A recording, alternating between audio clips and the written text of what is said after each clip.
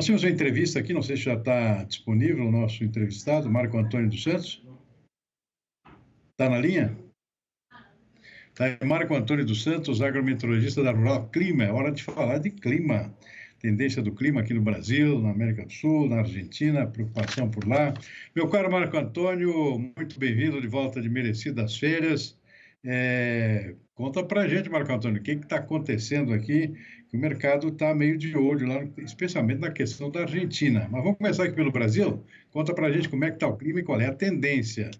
Muito boa tarde. Muito boa tarde, meu amigo Silmar, boa tarde a todos. Olha, depois aí, né, de 2 semaninhas de recesso, voltando hoje, e com muita coisa para ser falado, meu amigo, né? Como você disse, a gente vai falar da Argentina, que as coisas não estão indo tão bem assim. Aqui no Brasil chove bastante, em toda a região central e norte do Brasil, ali partes do Sudeste, Centro-Oeste e também do Mato Piba, assim como também no Pará, chovendo bastante, isso atrapalhando um pouco a colheita da soja e o plantio aí do milho, né, as lavouras de segunda safra. No sul, alguns lugares com falta de chuvas já, algumas regiões ali do Rio Grande do Sul há mais de 20 dias sem chuvas expressivas. Choveu ontem no Rio Grande, mas chuvas muito irregulares, e a previsão para o Rio Grande do Sul é de chuvas somente na semana que vem. Então isso traz também uma certa apreensão para o mercado e também, lógico, para os produtores de uma forma geral. Tá? Do mais, Silmar, as condições estão relativamente um pouquinho mais tranquilas aqui no Brasil, porque vem chovendo, como eu disse, chove um pouquinho mais num lugar, chove um pouquinho menos no outro, mas acho que aquelas grandes quebras que nós vimos durante a primavera já deram uma normalizada, né? Agora as quebras estão mais pontuais, mas de uma certa forma a tendência é que a partir agora, já dessa semana, final de semana, volte a chover no sul, e isso trará bastante alívio aí aos produtores. Bom, Marco Antônio, tem havido muita divergência em termos de estimativas da quebra da safra brasileira, né? Tem diferença aqui de 15, 20 milhões de toneladas de uma fonte para outra, né? Pelo que você tem ouvido aí, o que está mais próximo da realidade? Nem tanto ao céu, nem tanto à terra, né? Eu acho que tem um certo exagero dos dois lados, né? Conta pra gente, o que você acha? Eu já vi pessoas falando numa produção de soja abaixo de 130, enquanto outros falando acima de 150. Ou seja, nós estamos falando aí num cenário de 20 milhões de toneladas. Isso é muita coisa para o Brasil. No entanto, Silmar, aqui na Rural Clima, a nossa perspectiva é que a safra brasileira, eu vou começar a apurar essa semana com mais afinco, né? Já que eu fiquei 2 semanas de folga e estou me inteirando agora com a minha equipe, mas o que nós estamos ainda falando é numa safra entre 145 a 150 milhões, aí em torno de, por volta aí da casa de 147, 148 milhões, hoje é um número. No entanto, para que se confirme esse número, precisa chover bem no Rio Grande do Sul aí nos próximos dias, tá? Choveu, como eu disse, regular ontem, houve algumas chuvas ali na região do Planalto, algumas regiões do noroeste do Rio Grande do Sul, mas precisa chover mais, tá? Mas hoje meu número está entre 47 e 48 milhões de toneladas. Mas precisamos dar uma olhada. Não acho que cai muito disso, viu, Silmar? Não acho que a safra brasileira de soja caia para baixo de 145 milhões, eu acho que vai ficar nesse patamar aí, entre 145 e 150, mas também não vejo uma safra acima de 150, como algumas consultorias estão falando, tá? Mesmo a Conab ainda não reagindo ainda, né? Isso é normal, tanto a Conab quanto o SDA ainda mostrando valores acima de 150 milhões. Isso é normal, ela vai gradativamente caindo, acho que agora no número de fevereiro dessa semana, não, na semana que vem, né, eu não lembro quando é divulgado o número da Conab, mas acho que na fevereiro ela já deve reduzir um pouco mais essa produção de soja no Brasil.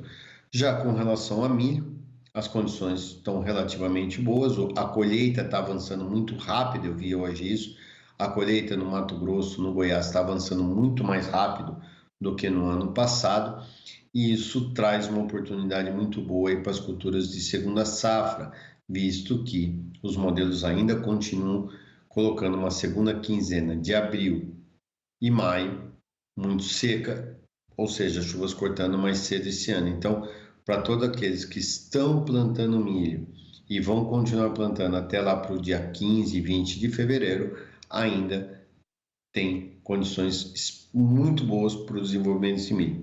A partir daquela semana do dia 19 de fevereiro em diante, aí a tendência realmente é já de uma queda nas condições para o desenvolvimento, já que o período chuvoso não será estendido esse ano. Agora, a preocupação com a Argentina, né, Marco Antônio? Já vem de alguns dias aí a tendência de continuidade, inclusive temperaturas muito elevadas, né? E tempo bastante seco. Como é que está o cenário por lá e qual é a previsão? Olha, Silmar, acho que o grande problema fica para essa semana na Argentina. As temperaturas vão estar muito, muito altas na Argentina. Tem um bolsão de ar seco, extremamente quente, algo que a gente viu aqui em novembro, muito parecido com aquela onda de calor que nós vimos em novembro aqui no Brasil. Então a Argentina pode ter essa onda de calor essa semana, mas volta a chover muito bem entre a segunda e terça-feira da semana que vem. Né? Já no domingo já muda o tempo por lá, né? E há uma tendência de que a próxima semana seja bem mais úmida. Mas precisamos analisar melhor as condições dessa semana. Por quê? Não há chuvas e as temperaturas, como eu disse, estarão extremamente altas, acima de 40, 45 graus.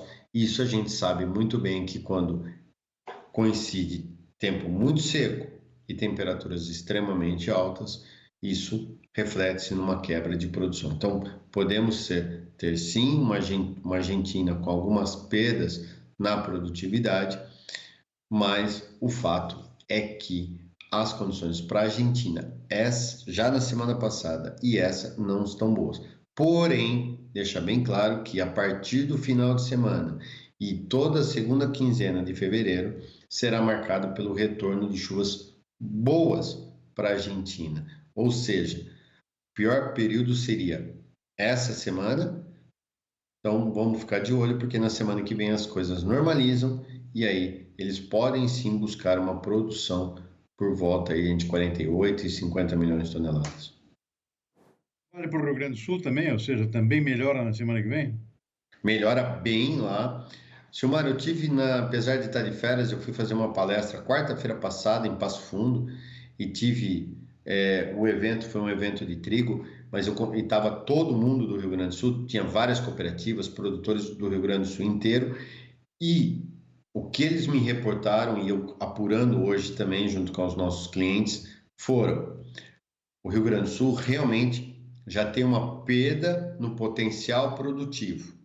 Falar em quebra de produção para o Rio Grande do Sul ainda é muito precoce, mas o Rio Grande do Sul não vai ter aquelas altíssimas produtividades como estava sendo esperado, tá? Mas precisa chover na semana que vem. Se as chuvas se confirmarem do jeito que os modelos estão dando a partir do final de semana, ou a partir de segunda-feira, dia 12, normaliza e a tendência de uma safra ainda muito boa para o Rio Grande do Sul, assim como também para a Argentina. Então temos que ficar de olho no regresso ou no retorno das chuvas no início da semana que vem.